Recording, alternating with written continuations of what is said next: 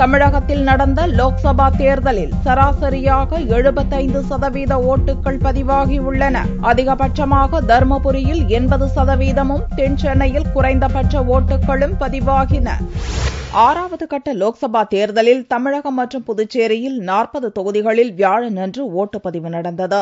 மொத்தம் 845 வேட்பாளர்கள் போட்டியிடும் இத்தேர்தலில் 60,817 ஓட்டுப்பதிவு மையங்களில் காலை 7 மணி முதல் விறுவிறுப்பான ஓட்டுப்பதிவு துவங்கியது. லோக்சபா தேர்தலை ஒட்டி தனியார் நிறுவனங்களுக்கும் விடுமுறை அறிவிக்கும்படி தேர்தல் கமிஷன் உத்தரவிட்டிருந்தது. ஆனால் சென்னையில் செயல்பட்டு வரும் சில நிறுவனங்களுக்கு விடுமுறை அளிக்கப்படவில்லை என்று தேர்தல் கமிஷனுக்கு புகார்கள் வந்தன. இதையடுத்து விப்ரோ, HCL, டெக் மஹிந்திரா, சொடெக்சோ உள்ளிட்ட 5 நிறுவனங்களில் திடீர் சோதனை நடத்திய தேர்தல் அதிகாரிகள் அங்கிருந்த 3,500க்கும் மேற்பட்ட ஊழியர்களை வெளியேற்றி சம்பந்தப்பட்ட நிறுவனங்கள் மீது வழக்கு பதிவு செய்தனர். சில இடங்களில் ஓட்டு எந்திரங்களில் ஏற்பட்ட பழுது காரணமாக ஓட்டுப்பதிவு தாமதமாக துவங்கினாலும் பரவலாக அமைதியான முறையிலும் விறுவிறுப்புடனும் ஓட்டுப்பதிவு நடந்தது. தமிழகத்தில் உள்ள 39 தொகுதிகளில் சராசரியாக 75% ஓட்டுகள் பதிவான நிலையில் புதுச்சேரியில் 85% ஓட்டுகள் பதிவாகின. தமிழகத்தில் தருமபுரி லோக்சபா தொகுதியில் 80%க்கும் அதிகமாக ஓட்டுகள் பதிவாகின.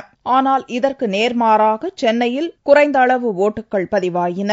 மத்திய சென்னை மற்றும் வடசென்னை தொகுதிகளில் ஓட்டுப்பதிவு 60%ஐ கடந்த நிலையில் தென் சென்னையில் 58% ஓட்டுகள் மட்டுமே பதிவாகின. தென் சென்னை தொகுதிக்குட்பட்ட ஆலந்தூர் இடைத்தேர்தலில் 65% ஓட்டுகள் பதிவாகின. பொதுவாகவே கடும் வெயில் காரணமாக பிற்பகல் 2 மணி முதல் 4 மணி வரை ஓட்டுச்சாவடிகள் வெறிச்சோடின. மாலை 4 மணிக்கு பிறகு மீண்டும் ஓட்டுப்பதிவு விறுவிறுப்படைந்தது. சில இடங்களில் மாலை 6 மணிக்குள் வரிசைக்கு வந்த வாக்காளர்களுக்கு டோக்கன் வழங்கப்பட்டு அவர்களுக்கு ஓட்டளிக்க வாய்ப்பு அளிக்கப்பட்டது. ஓட்டுப்பதிவு முடிவடைந்ததை அடுத்து ஓட்டுப்பதிவு மையங்களில் உள்ள அனைத்து மின்னணு ஓட்டுப்பதிவு இயந்திரங்கள் அரசியல் பிரதிநிதிகள், அதிகாரிகள் முன்னிலையில் சீல் வைக்கப்பட்டு ஓட்டு எண்ணும் மையங்களுக்கு பலத்த பாதுகாப்புடன் அனுப்பி வைக்கப்பட்டன. இதைத் தொடர்ந்து ஓட்டு எண்ணும் மையங்களுக்கு 5 அடுக்கு பாதுகாப்பு போடப்பட்டது. அரசியல் கட்சியினர் தங்குவதற்கும் அலுவலர்கள், போலீசார் தங்குவதற்கான அடிப்படை வசதிகள் செய்யப்பட்டு 24 மணி நேர பாதுகாப்பு போடப்பட்டது. அடுத்த மாதம் மே 16ஆம் தேதி ஓட்டு எண்ணும் பணி துவங்கும் வரை